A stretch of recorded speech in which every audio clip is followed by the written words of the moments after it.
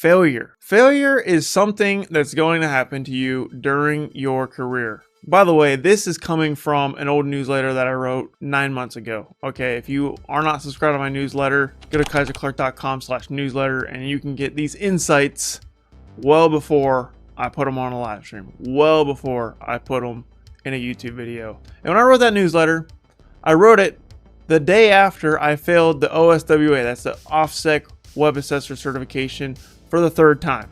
So after I failed that certification for the 3rd time, my mentality was this: yeah, it sucks. It's awful. I mean, I was irate after failing that for the 3rd time. I mean, I have never been that mad at something in my career ever before.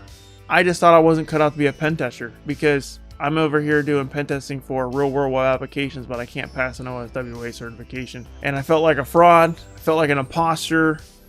It sucked. But then after I got through that initial stuff, I'm like, no, I'm not going to let this beat me, because it can only beat you if you give up. Failure isn't even failure until you quit. If you quit, that's failure. The real success happens after you decide that you're going to push past the failure. And a good analogy that I always like to say is this: Tom Brady, greatest football player of all time. Love him or hate him, you got to respect him. 7-time Super Bowl champion.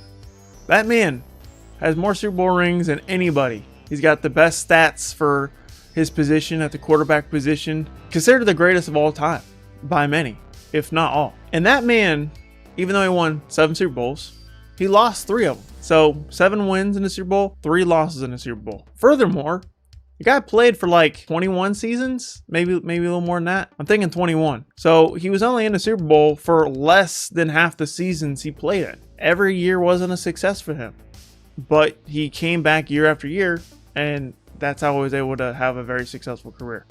Same thing, Michael Jordan, he won 6 championships.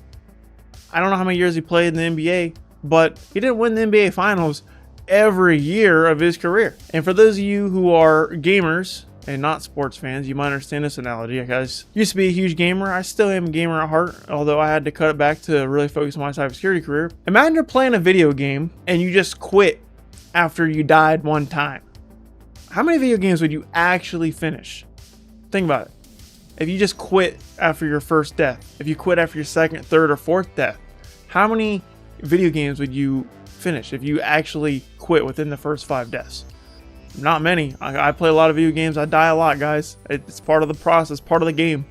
And cybersecurity is no different. When you go after certifications, you're going to fail. You're going to pass a lot if you really put in the time and effort and energy, but you're also going to come across failures. I have passed 18 certification exams, but I have also failed 7 certification exams, and every failure sucks. But every time I failed, I tell myself, I'll get it next time. And that's the mentality you have to take when you fail. Let's say you're applying for a job.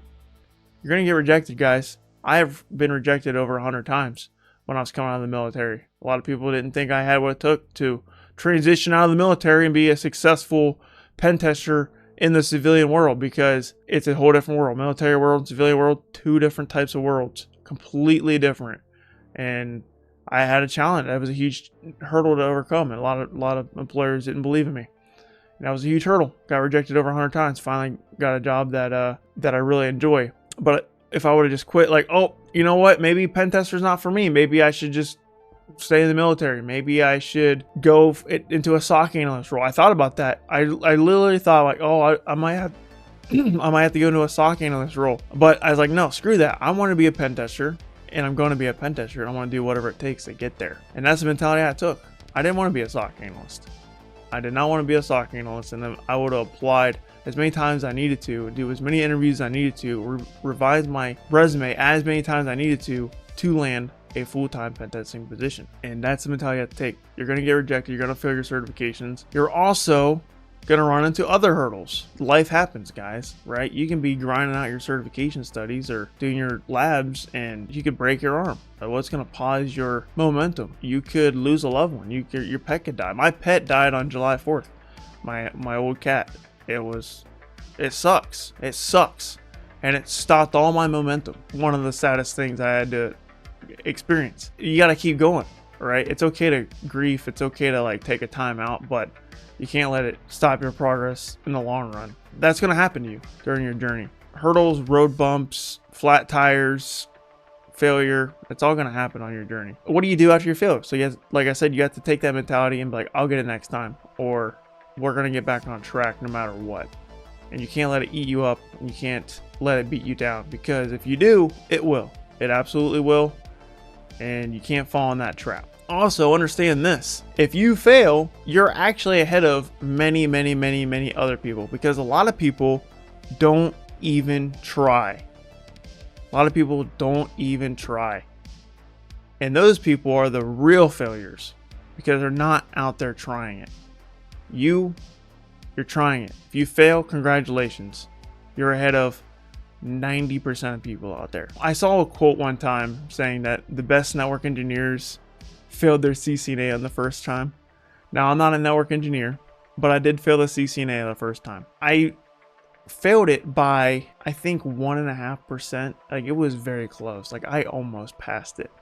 And it was the first time I ever failed a certification exam. First time I failed any kind of exam.